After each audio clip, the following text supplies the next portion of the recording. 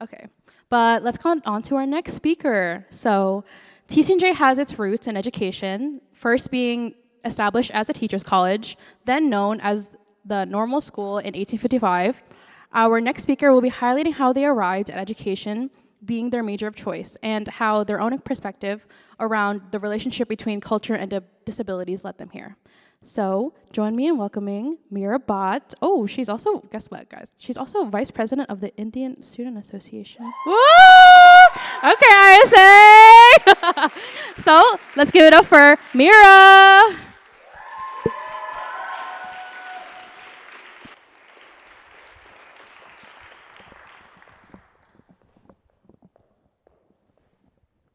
Good evening and hello everyone. My name is Meera Bhatt and I'm a sophomore here at the College of New Jersey. I'm an early childhood special education and psychology major in the 5-year Masters of Special Education program.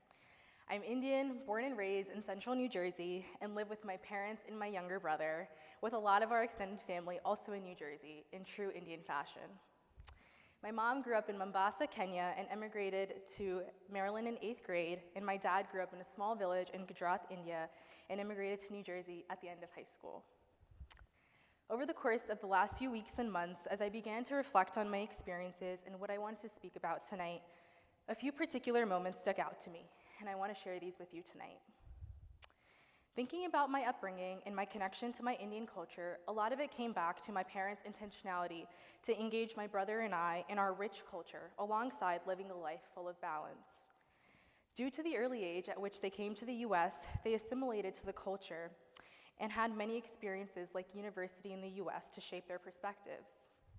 I like to think that they have taken the best of the ideals of Indian culture to pass along to my brother and I, and let the rest go. This has been a very freeing and different way to grow up compared to some of my Indian friends, as my parents expect and encourage me to be independent, try foreign things, and live a balanced life, all while doing well in school, but it has never been the only thing they've cared about. Above all, they have always ensured that my brother and I know that we are loved.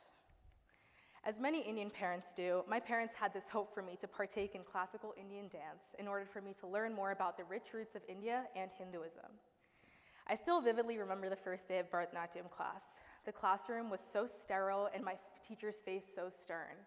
I was scared and didn't really know what I was getting into as a 7-year-old. We started with a prayer and then basic hand movements, and then got into sitting in very uncomfortable squat positions, where if our back wasn't at the correct angle, we got yelled at. Despite the grudging, whining, and crying, I stuck it out for a year, and then begged my parents to take me out of that class after the first recital. While I now understand their perspective of wanting me to have a connection with my culture and to teach me many valuable other life skills like dedication, time management, hard work, and sacrifice, it really just was not for me.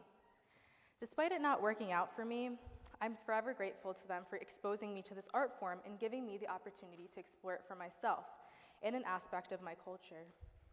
Time has long passed, but my dad still begs me to join a Bharatanatyam or Kathak class. I attended high school not too far from TCNJ in a district with almost 40% Asians. This was beautiful because of the diversity it brought to my high school experience. Having Garba, Holi, and Lunar New Year celebrations at school and in the community was the norm. However, being constantly surrounded by people who were stuck in a cycle of taking the highest level of classes and earning the highest possible grade led me to question my intelligence. My homeroom period was often spent listening to classmates compete with how little sleep they got and how late they got home from robotics practice. When I would say I slept before midnight or ate breakfast before school, I'd get a pitiful look and you're so lucky, Meera. When class scheduling came around, the most common question was, so, how many APs are you taking? This all led me to begin asking myself, am I smart enough? Simply because I valued things besides AP Physics. This feeling of comparison was so internalized within myself, and it even led me to unconsciously compare my Indianness to my peers. Am I Indian enough if I don't take honors in AP classes, I thought to myself. Even when I knew I tried my best and studied hard, when I would get a test back and get a B, I felt horrible because my classmates were only getting 4 hours of sleep, taking part in countless extracurriculars, and still getting better grades than me. I asked myself, am I doing enough? During this time in high school, I was volunteering on Saturday mornings at a Bollywood fusion dance school in a class for kids with disabilities. These mornings, despite being early, were always very fun and rewarding for me. A fun fact about me is that I listen to 80% Indian music, so coming into a class on a Saturday morning that was pumping with Bollywood was always a great way to get the morning started. One distinct day, I remember standing in the gym, holding hands with a 7-year-old girl named Ria. Ria and I were following along to the director's warm-up of arm circles and jumping jacks. And even though I was standing there dancing with Ria, all I could think about as I looked around the room, filled with elementary-age kids with disabilities, was how amazing this class was. Just like me taking Bharatanatyam class in 2nd grade and my brother who took dance classes growing up, these kids had the opportunity to do the exact same thing. I can only imagine finding out you're expecting a baby and all the emotions that come with that.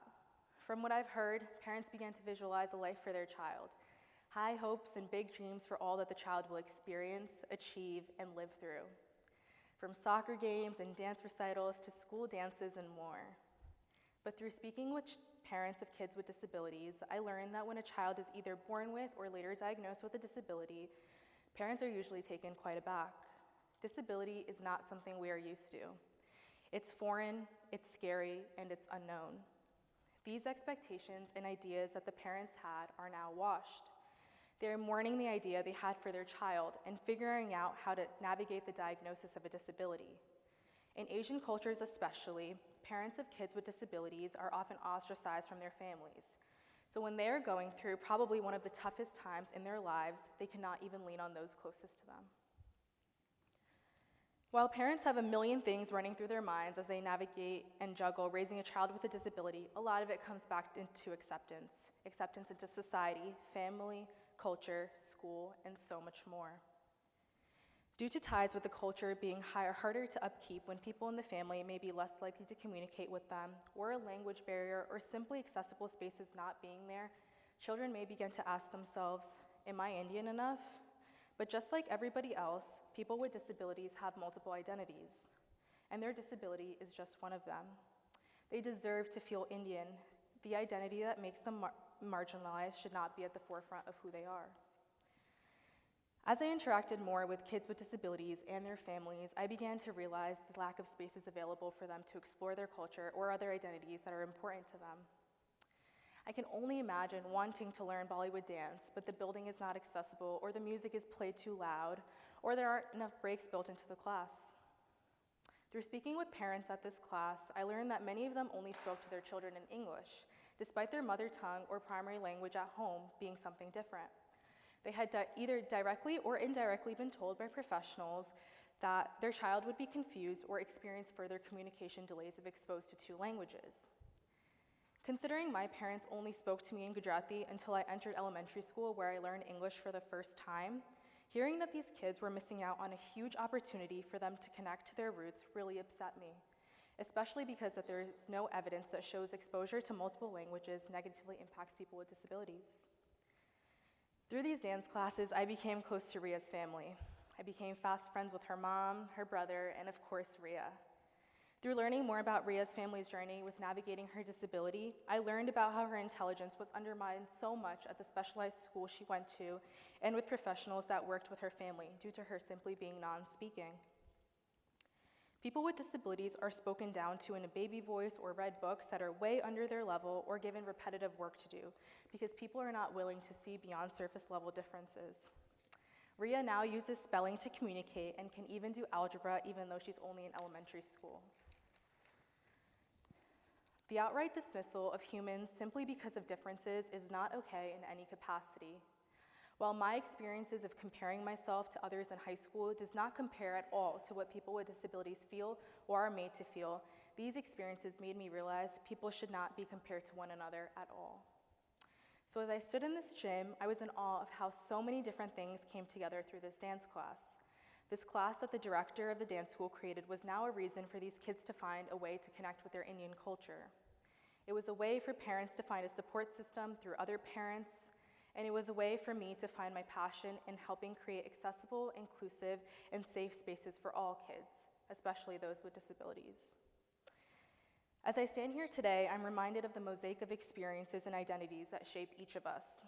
While the pieces might vary in size and shape, they all contribute to the richness of our being.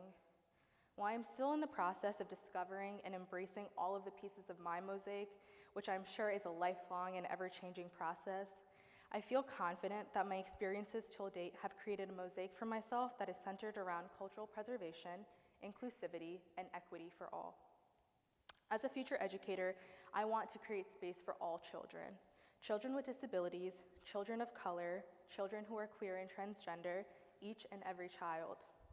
I want to create a home in my classroom, a space where children know they are loved and accepted, a place where they feel comfortable to be themselves, a place where they can find a link to their culture and any other identities they may hold. I want to show students and parents that they can be and are enough in relation to all of their identities, and that can never be taken away from them by anyone or by neurodiversity. I want to be there for students so that they never have to question if they are enough, because they are. Thank you.